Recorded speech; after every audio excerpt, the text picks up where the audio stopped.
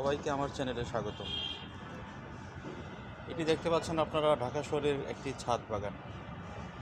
দেখেন আপনারা কি সুন্দর একটি ছাদ বাগান।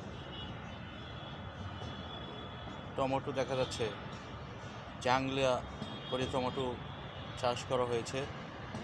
এত সুন্দর টমেটো হয়েছে, ঝাঁকে ঝাঁকে টাটকা টমেটো, একদম বিষমুক্ত, খুব সুন্দর।